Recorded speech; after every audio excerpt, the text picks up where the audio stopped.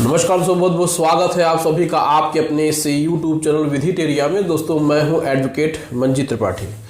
दोस्तों आज के इस वीडियो में हम आपको बताएंगे एनआईए एक्ट 8081 की धारा 138 के अंतर्गत अगर आपके खिलाफ बैंक ने या किसी व्यक्ति ने आपके ऊपर चेक बाउंस का मुकदमा किया है और आपके नाम पे समन आया है या फिर आपको इसमें जमानत लेनी है, तो आपको कैसे जमानत लेनी होगी, जमानत कब लिया जाता है, कैसे लिया जाता है और किन किन परिस्थितियों में आप जमानत ले सकते हैं, आज के इस वीडियो में हम आपको डिटेल से बताएंगे।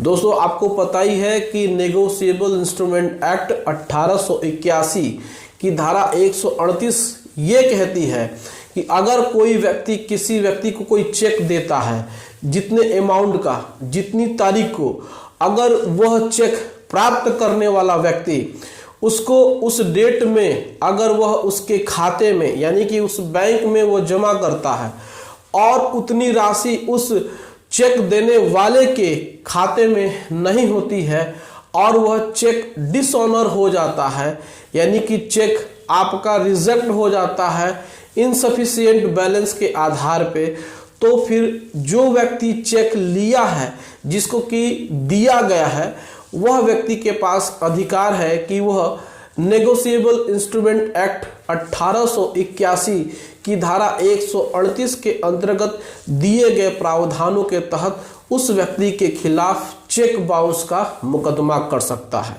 यह एक प्रकार से सिविल और एक प्रकार से यह क्रिमिनल, ये दोनों प्रकार के नेचरों में आता है। यह एक जमानती अपराध होता है, इसमें आपको जमानत मिल जाती है, लेकिन इसकी प्रक्रिया क्या होती है, किस तरीके से समन आता है, किस प्रकार से बेलेबल वारंट आता है, किस प्रकार से नॉन बेलेबल वारंट आता है और किस प्रकार से आपका जो जमानत है वो जब्त हो जाता है, तो ऐसे कंडीशन में आप जमानत कैसे ले सकते हैं, आज की इस वीडियो में आपको हम डिटेल से बताने की कोशिश करेंगे। वीडियो को बहुत ही ध्यान से देखिएगा, ये वीडियो आपके बहुत ही फायदेमंद होने वाली है। तो चलिए बोर्ड के माध्यम से आपको समझाने की कोशिश करते हैं कि बैंक ने अगर आपके ऊपर चेक बाउंस का मुकदमा किया है किसी दूसरे शहर से या फिर आप ही के शहर में और आपको कोर्ट से समन आया है, तो आपको क्या क्या करना चाहिए। तो यहाँ पे सबसे पहले ध्यान देने वाली बात है कि धारा 138 चेक बाउंस के मामले में जमानत। देखिए धारा 138 लागू होती है आपकी चेक बाउंस के मामले में, और जब मामला कोर्ट में पहुंचता है तो सबसे पहला आपका होता है समन। आपको कोर्ट समन्स भेजती है, इसको समन्स बोलते हैं, यानी कि बुलावा पत्र।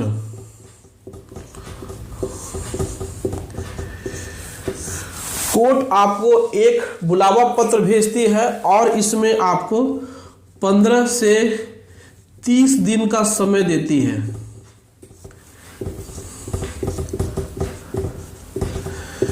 जो नोटिस आपको एडवोकेट के माध्यम से दिया गया है, नोटिस के 15 से 30 दिन का समय दिया जाता है। मान के चलिए कि आपके ऊपर 1/1/2024 को केस फाइल हुआ, तो यहाँ पे आपको 1/2/2024 को कोर्ट से समन आता है कि आप कोर्ट में अपीयर होइए। अब जब आपको समन आता है तो आपको समन पर क्या करना है। देखिए समन पे आपको यहाँ पर आप जमानत करा सकते हैं। दोस्तों देखिए एनआईए एक्ट में जमानत पहले ली जाती है और उसके बाद फिर आपको पेशी पे डेट पे जाना पड़ता है। इसमें जमानत आपको इसलिए ली जाती है कि आप एक बेल बॉन्ड भर के कोर्ट को यह आश्वासन देंगे, ये आप उनको बताएंगे कि आप कोर्ट में आए हैं और कोर्ट जब भी बुलाएगी तो आपको आना होगा। तो आपको यहाँ पर बेल बॉन्ड भरना पड़ेगा।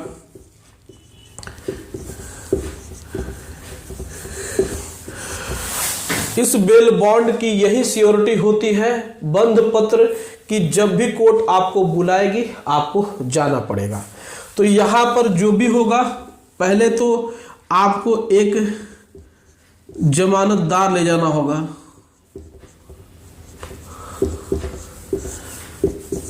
उसके पास क्या क्या डॉक्यूमेंट होंगे। जमानतदार ऐसा कोई व्यक्ति होगा जो आपका रिश्तेदार हो सकता है, आपका भाई हो सकता है, आपका दोस्त हो सकता है, कोई भी हो सकता है। तो जमानतदार जरूर होना चाहिए। उसका डॉक्यूमेंट क्या क्या लगेगा। पहला आईडी लगेगी। आईडी में आप आधार कार्ड या फिर पासपोर्ट। दूसरा इसमें फोटो लगेंगे। तीसरा इसमें आपका एक वैल्यूएबल प्रॉपर्टी ओरिजिनल डॉक्यूमेंट, एक ऐसी प्रॉपर्टी का डॉक्यूमेंट होगा। मान के चलिए कि अगर बाइक है तो आरसी, कार है तो आरसी आपका, उसके बाद रजिस्ट्री यानी कि सेल डीड, प्रॉपर्टी का कोई भी पेपर।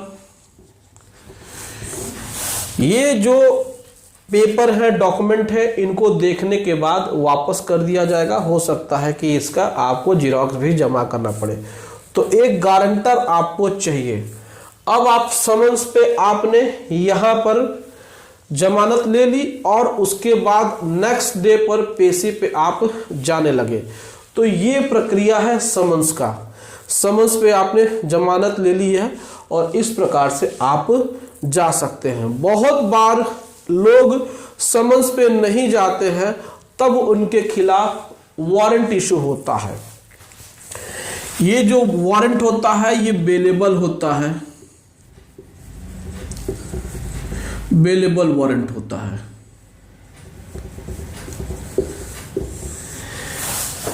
बेलेबल वारंट BW इसको कहा जाता है।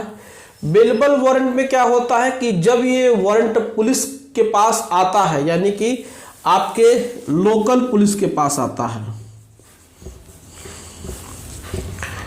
लोकल पुलिस स्टेशन में ये जब आएगा तो आप इसी तरीके से सेम एक जमानतदार ले जा करके यहाँ पे आप जमानत करा सकते हैं। तो बेलेबल वारंट में भी यही होता है। लोकल पुलिस के पास ये जाएगा आपके पुलिस स्टेशन में, वहां से भी आप जमानत करा सकते हैं। इसमें कोई दिक्कत नहीं होगी। आपको थाने से भी बेल मिल जाएगी, कोर्ट से भी आपको बेल मिल जाएगी। तो पुलिस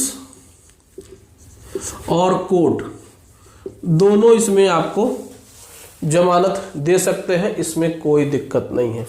लेकिन दिक्कत यहां पे आती है जब आपके खिलाफ NBW हो जाता है, यानी कि नॉन बेलेबल वारंट होता है। Non bailable warrant,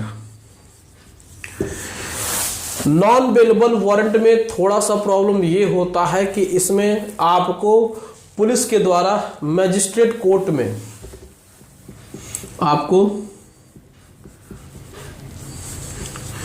magistrate court में प्रोड्यूस किया जाता है और हो सकता है कि आपको 2 से 5 दिन की जुडिशियल कस्टडी,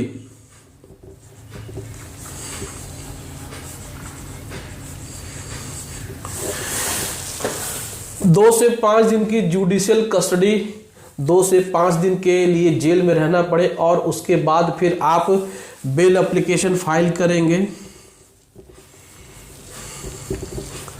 बेल एप्लीकेशन ये CRPC के सेक्शन 3436 के अंतर्गत एक बेल एप्लीकेशन फाइल करेंगे और उसके बाद फिर आपको जमानत मिल जाएगी। ये जमानती अपराध है, लेकिन 2 से 5 दिन के अंदर आपको हो सकता है कि जेल हो जाए जब आपके खिलाफ गिरफ्तारी वारंट यानी कि नॉन बेलेबल वारंट इशू होता है।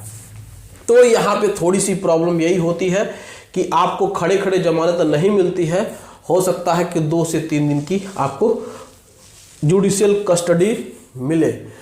जब्ती जमानत क्या होती है? देखिए क्या होता है कि जब आप एनआईए एक्ट में दोषी करार दिए गए हैं, आपके ऊपर केस फाइल किया गया है और आपने एक बार जमानत ले ली और आप बहुत दिनों तक 6 महीना साल भर तक आप पेशी पे यानी कि आप डेट्स पे नहीं गए, तो फिर जो आपका जमानत होता है वो फ्रीज हो जाता है यानी जब्त हो जाता है। और ऐसे कंडीशन में फिर आपको इसी तरीके से जुडिशियल कस्टडी होती है और फिर आपको बेल लेना होता है। तो बेसिकली यही है कि आपको चेक बाउंस के मुकदमे में समन्स पे ही आप जमानत ले लीजिए और फिर आप अपने केस में पेश होते रहिए, या फिर आप अपने एडवोकेट के माध्यम से हाजिरी माफी लगा सकते हैं। आप व्यक्तिगत छूट से भी आप माफीनामा लगा सकते हैं। आपके एडवोकेट वहां पे आपका केस फाइल कर देंगे और सीधे वो कह देंगे कि हमारे क्लाइंट किसी दूसरे शहर में आते हैं, किसी दूसरे शहर से वो ट्रेवल नहीं कर सकते हैं हर डेट्स पे, तो उनको पर्सनली विजिट यानी कि आपको व्यक्तिगत उपस्थिति से यानी पर्सनल अपीयरेंस से छूट दी जानी चाहिए। तो यहाँ पे आपको छूट मिल जाएगी। तो दोस्तों ये था आपका धारा 138 के अंतर्गत जमानत और जमानत की प्रक्रिया। तो अगर आपको भी किसी भी प्रकार से इससे संबंधित कोई भी प्रश्न पूछने हैं तो आप कमेंट सेक्शन में पूछ सकते हैं। और दोस्तों आज का ये वीडियो कैसा लगा आप हमें कमेंट करके अपनी राय ज़रूर बताइएगा। वीडियो अच्छी लगी हो तो वीडियो को लाइक कर दीजिएगा, इसे अपने दोस्तों और रिश्तेदारों में शेयर कर दीजिएगा और हमारे चैनल को सब्सक्राइब करके हमें सपोर्ट जरूर प्रदान करिएगा। चलिए मिलते हैं अगली वीडियो में एक नए टॉपिक के साथ। तब तक आप अपना और अपने पूरे परिवार का ध्यान जरूर रखिए। Thank you so much. जय हिंद दोस्तों।